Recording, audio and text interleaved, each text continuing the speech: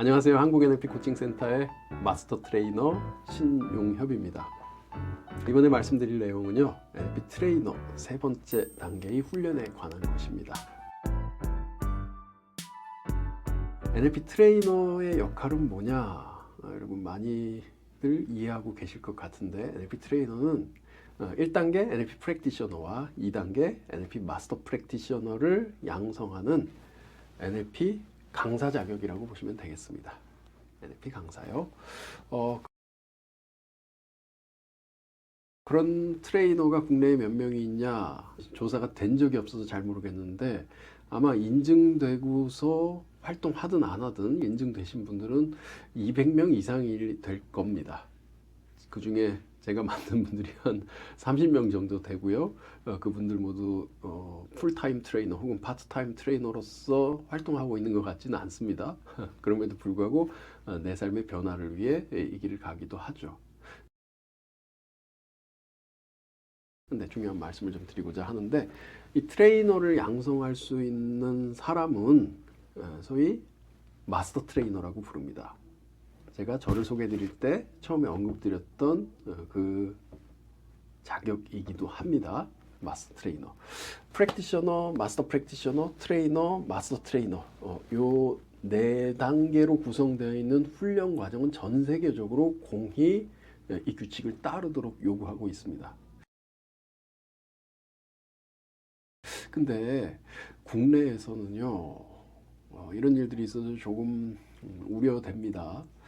국내에서는 트레이너를 양성하는 경우들이 있어요. 그래서 여러분들 트레이너 훈련을 좀 받겠다 싶을 때 그 선생님이 마스터 트레이너인지 한번 확인하고서 훈련에 참가하시는 걸 결정하셔야 할 겁니다. 중요한 부분입니다. 더불어 또 한 가지 말씀드리고 싶은 건 얼마나 경험을 갖고 있는지, 얼마나 효과적으로 훈련을 진행하는지 이걸 좀 먼저 검증을 하셔야 될 겁니다. 자, 그렇고요. 트레이너 훈련에 대해 한국 NLP 코칭센터에서 진행하는 이 훈련에 대해 말씀을 드려보겠습니다. 트레이너 훈련은요, 프랙티셔너나 마스터 프랙티셔너와 동일하게 한 차수로 진행이 되는데 8일의 시간을 소요되도록 그렇게 구성을 하고 있습니다. 8일간 뭘 하게 되냐? 이게 중요한 거죠.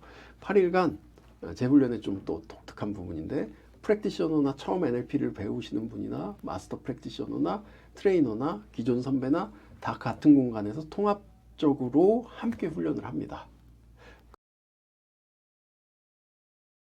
그 중에 트레이너 레벨에 맞는 과제를 수행하도록 요구를 해요. 그럼 과제가 뭐냐?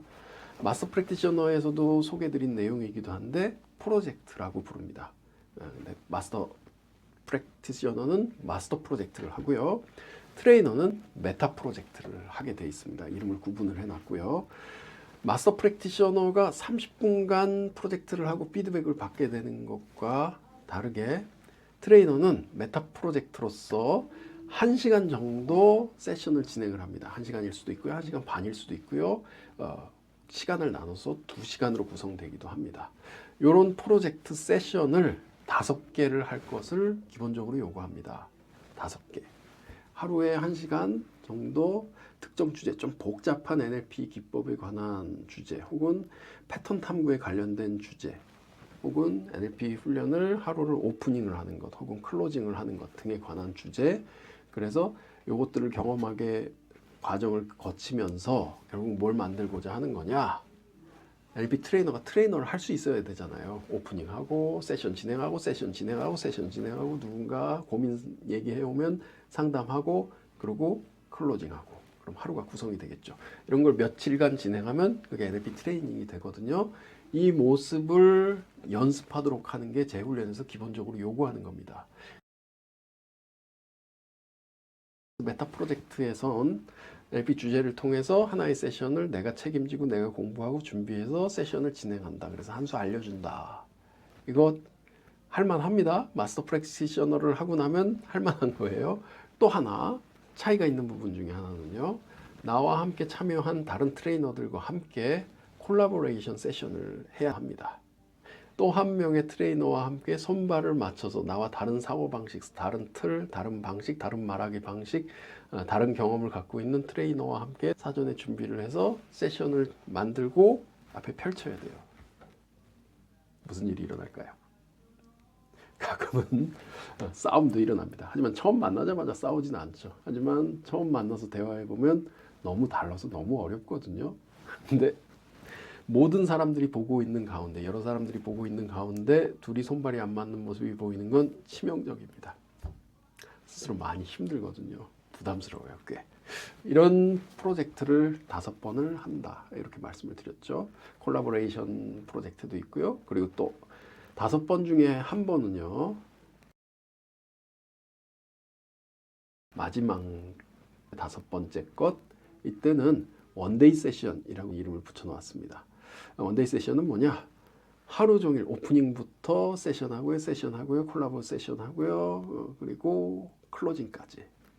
그리고 참가하신 모든 분들로부터 피드백을 받는 것. 내가 얼마나 트레이닝을 잘 했는지 등등. 여기까지 도착하게 되면 트레이너 레벨의 참가자로서 NLP 트레이닝 역량이 완성이 되는 단계까지 나아가게 되는 겁니다. 자, 여러분 얼마나 도전적일까요? 내가 잘 모르는 주제, 특정 주제 NLP에 대한 열정을 바탕으로 이 모르는 세계, 모르는 영역의 낯선 과정에 참여해서 모험을 해 나간다. 그래서 참가하신 분들이 좋은 피드백을 덕분에 라고 하는 이야기까지 도달하면 무슨 일이 일어날 것 같으십니까? NLP 강사가 되는데 충분하겠습니까? 글쎄요. NLP 강사가 되는 건 둘째로 놓고요. 나 자신이 NLP에 대해서 더 깊이 있게 더 강력한 경험을 가져본다라고 하는 거에 있어서는 충분히 도전해 볼 만한 과제가 될 것이다 라고 생각이 듭니다. 그럼 한번 도전해 보고 싶지 않으세요? 저에게 배우셨던 NLP 트레이너 레벨로 참가하셨던 분들이 30분 정도 계십니다. 그 중에 전문 강사 활동을 하시는 분이 한 5분 정도 계시고요. 나머지는 자기 개발 목적으로 참여하셨던 것 같아요. 그리고 또 모릅니다. 한번 참여하셨던 분들이 그 이후의 삶에서 어떤 삶을 살게 될지, NLP 트레이너로서의 삶을 어느 곳에서 어떤 무대에서 어떻게 펼쳐내게 될지 모릅니다. 모르는 겁니다. 굉장히 강력한 경험이고 굉장히 중요한 경험인데 이것이 저 먼 미래에 어떤 역할을 하게 되겠죠. 그걸 기대해 본다면 글쎄요, 궁금하지 않으세요? 자, 이런 훈련 방식은 국내에서 저만 갖고 있습니다. 이 훈련을 통해서 만들어지는 여러분의 모습을 기대하면서요. 전 여기서 여러분을 기다리고 있겠습니다. 관심 가져주신 분들 연락 주십시오. 이 훈련 방식이 좀 낯설기 때문에 다른 NLP 선생님들로부터 배우신 분들이 제 훈련에 들어오자마자 이 메타 프로젝트를 진행하거나 어떤 원데이 세션을 하거나 콜라보 방식의 훈련을 참여하고 프로젝트를 하는 건 좀 어려운 일입니다. 그래서 어느 기관에서 훈련을 받으실지를 선택하는 게 좀 많이 중요해요. 첫 단계부터요. 프랙티셔너 단계에서 다른 기관에서 배우시고서 저에게 오시는 경우들이 있습니다. 마스터 프랙티셔너를 한국 NLP 코칭 센터에서 하고 싶어요. 이렇게 연락을 주시는 분들이요. 좋습니다. 근데 오셔서 몇 가지 기본기를 해보시라고 하면 피드백하기, 맞추기를 통해서, 페이싱을 통해서, 미러링을 통해서 경험을 말을 하고 대화를 하는 것, 이것도 잘 안 돼요. 그리고 말하기, 메타포를 통해서 메타 메시지를 전달하는 말하기, 이것도 잘 안 됩니다. 그리고 질문하기, 상황에 대한 질문, 내용에 대한 질문, 그리고 이건 아마 경험해 본 적이 없으실 건데 클린 퀘스천을 진행하는 것, 이것도 잘 안 될 겁니다. 근데 이게 NLP에서 다른 게 아니라 이런 것들이 기본기거든요. 피드백, 말하기, 듣기, 질문하기, 요걸 바탕으로 준비가 돼서 이게 잘 터득이 돼서 원활히 전달될 수 있게 된다면 세션을 진행하거나 코칭을 진행하는 것도 좀 다른 차원에서 경험할 수 있을 겁니다. 근데 이게 잘 안 됩니다. 그래서 저에게 오셔서 새롭게 마스터 프랙티셔너를 배우고 싶다고 하는 분들도 프랙 단계부터 다시 경험하시는 것 같아요.